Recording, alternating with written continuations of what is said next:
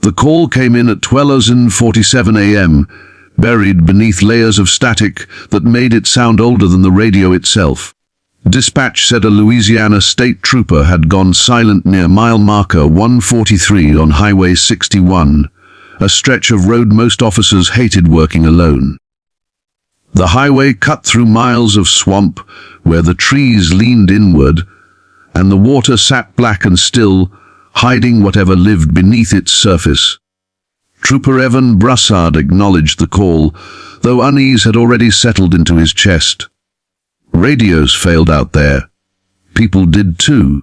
As Evan drove south, the world narrowed to the glow of his headlights and the wet ribbon of asphalt ahead. Fog rolled in low, clinging to the road like breath on cold glass. The air smelled of rotten, stagnant water.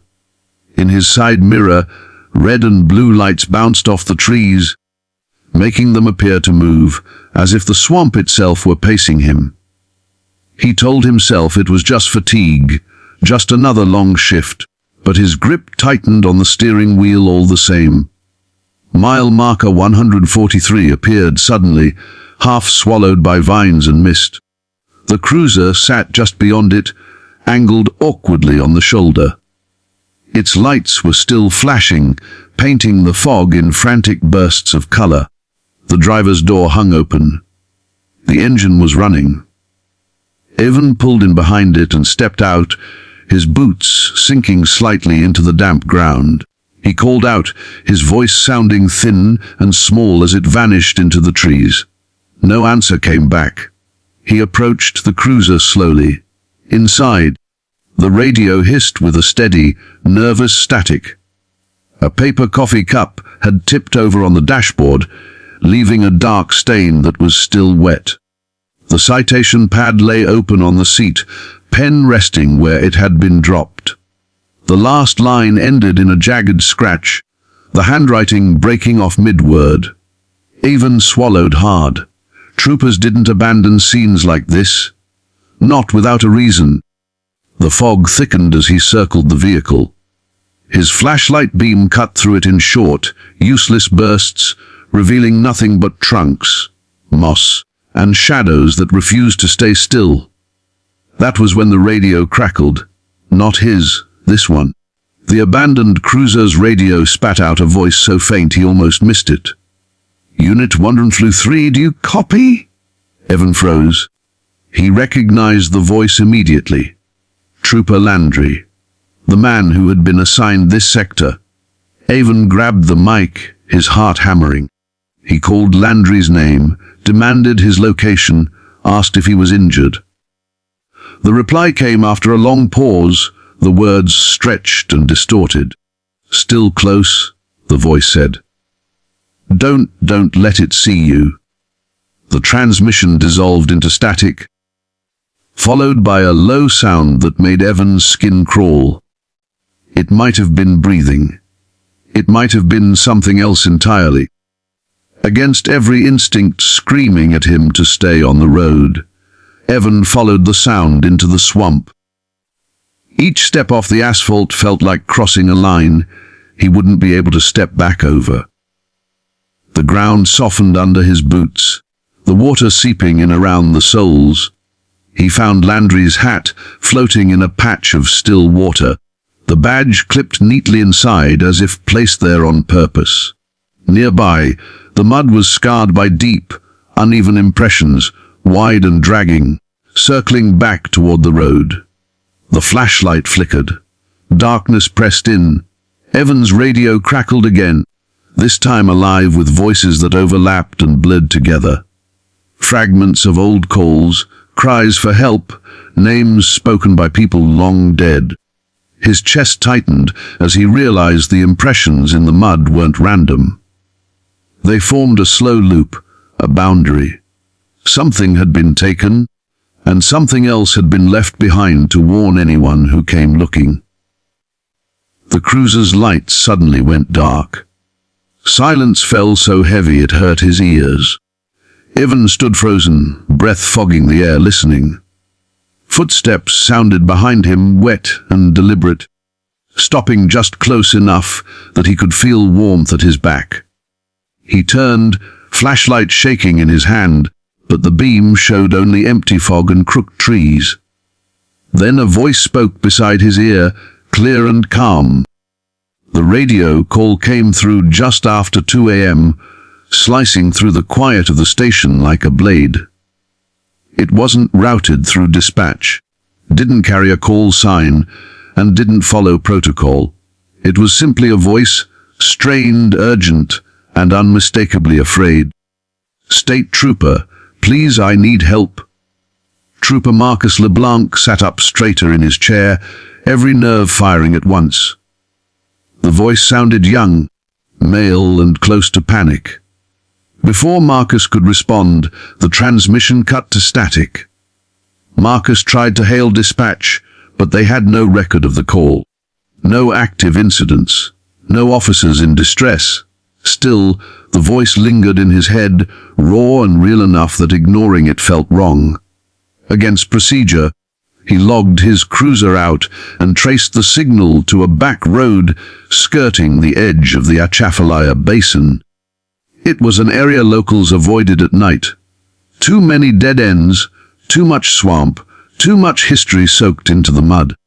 The road was barely visible under his headlights, a narrow strip of cracked asphalt bordered by tall grass and standing water. Fog drifted low, blurring the edges of reality. As Marcus drove deeper, his radio crackled again. "You're close," the voice said, calmer now, almost relieved.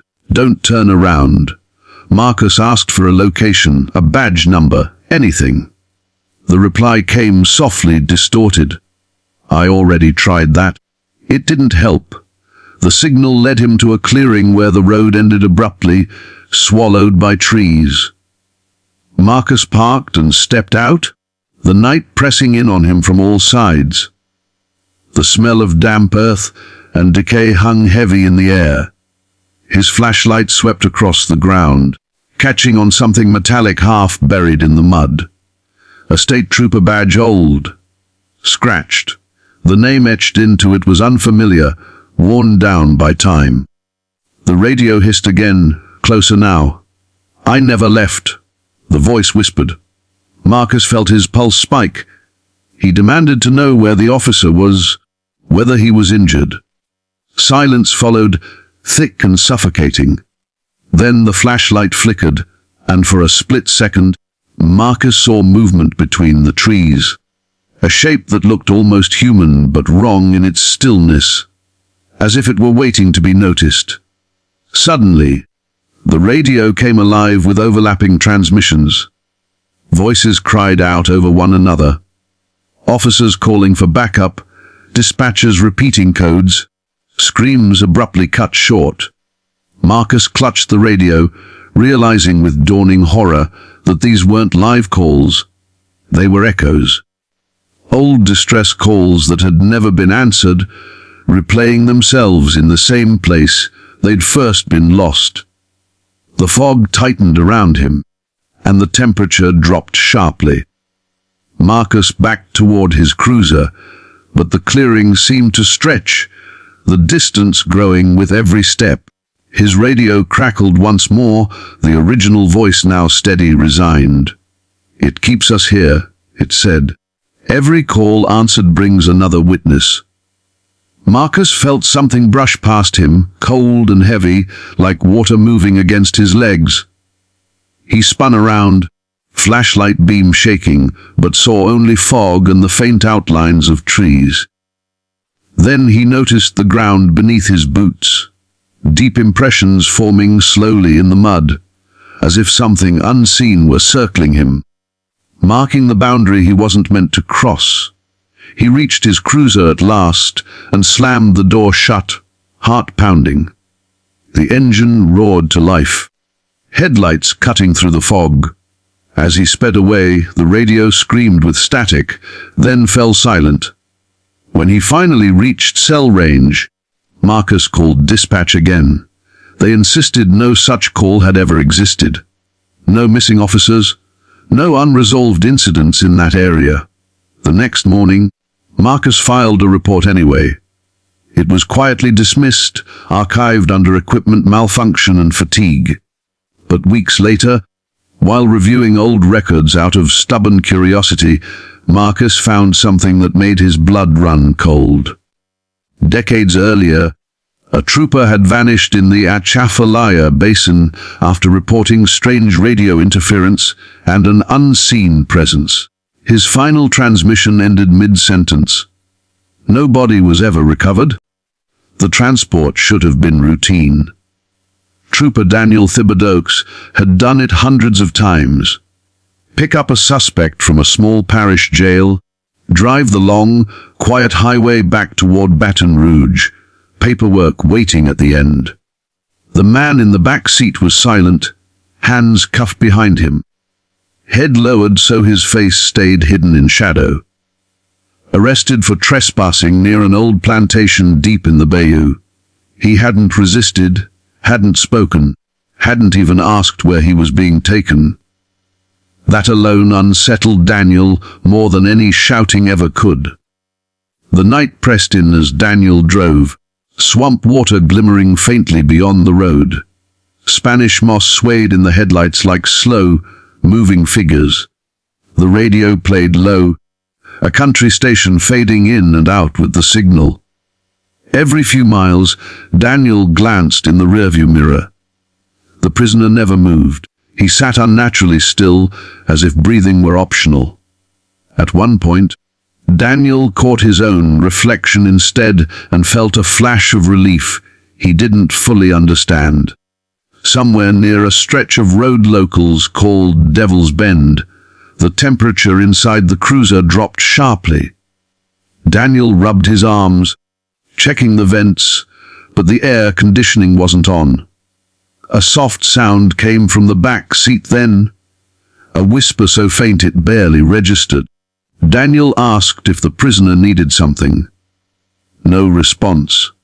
When he looked again in the mirror, the man's head was raised slightly, though Daniel could still not see his eyes.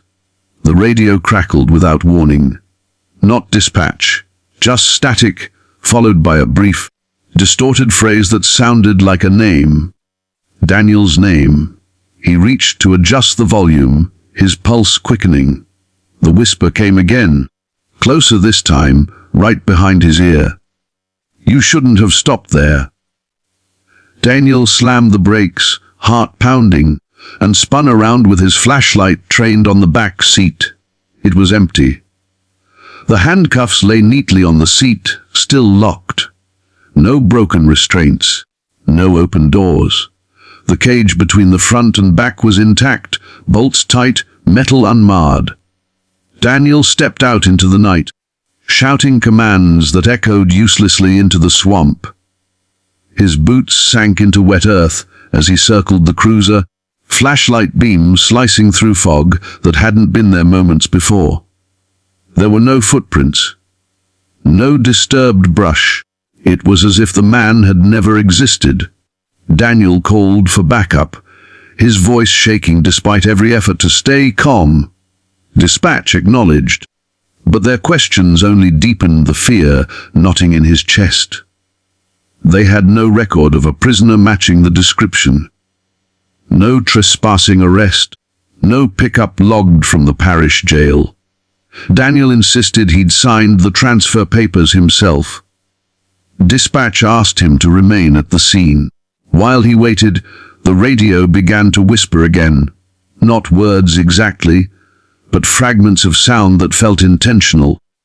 Images pressed into Daniel's mind, without permission, a rope hanging from a tree, shallow graves swallowed by mud, men in uniforms long outdated standing silently at the roadside. The fog thickened until the cruiser's lights felt weak and distant, like candles about to be snuffed out. Something shifted behind him. Daniel turned slowly, every muscle screaming. For a split second, he saw a shape in the back seat again, not solid, not fully there, but watching him. Its face seemed to stretch and blur, features rearranging themselves like reflections on water. Then it smiled, and Daniel understood with sickening clarity that the thing had never been a prisoner. It had been riding along, waiting to be acknowledged. Backup arrived to find Daniel crouched beside his cruiser, weapon drawn, eyes wide and unfocused. He was alone.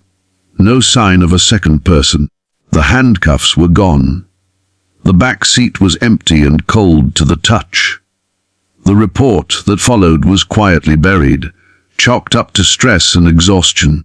Daniel was placed on leave. He resigned weeks later,